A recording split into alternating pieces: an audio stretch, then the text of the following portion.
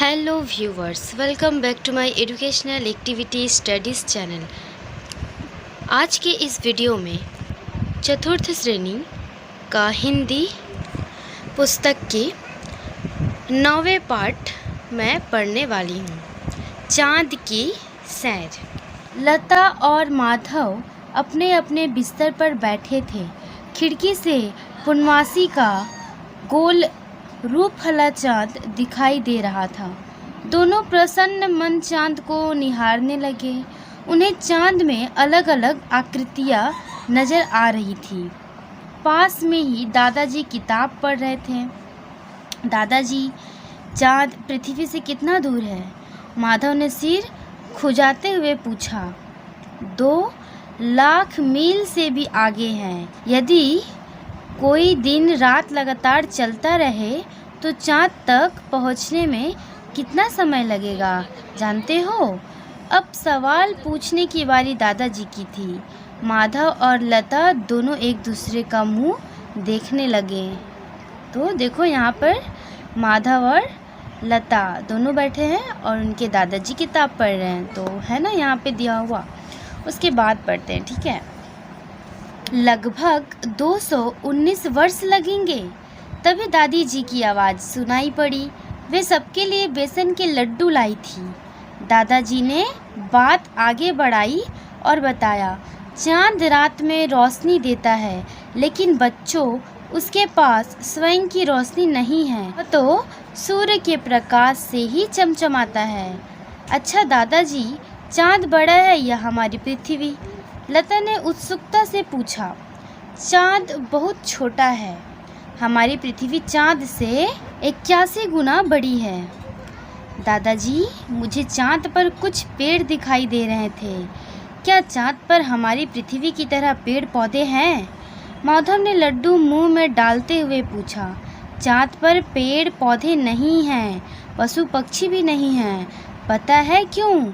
वहाँ हवा नहीं है। चाँद पर हवा ना होने से हम किसी तरह की आवाज़ भी नहीं सुन पाते।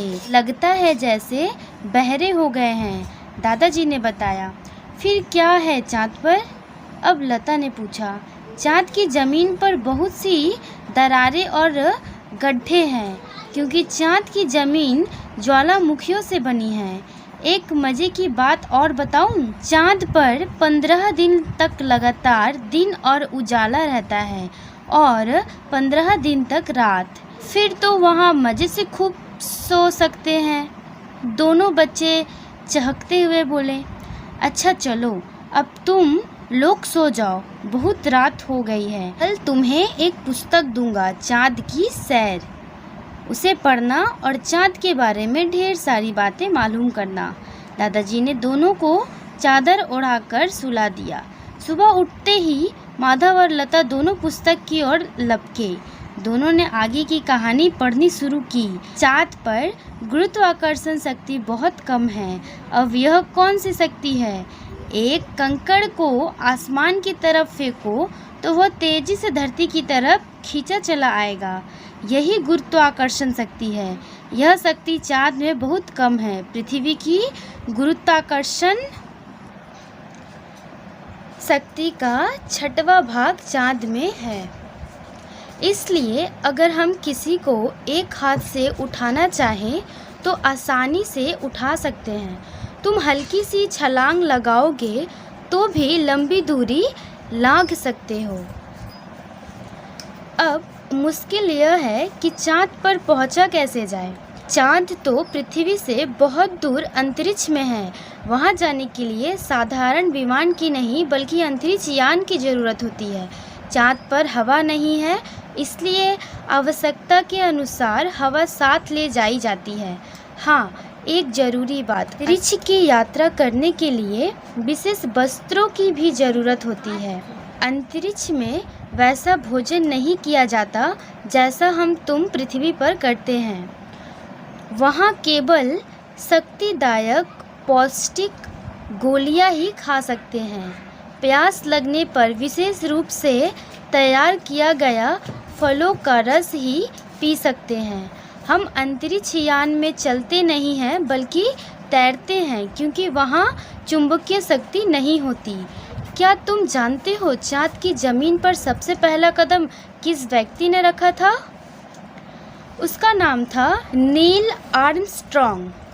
21 जुलाई 1969।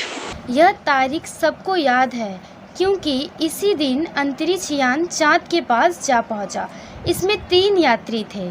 अंतरिक्ष यान का एक छोटा हिस्सा बड़े भाग से अलग होने लगा।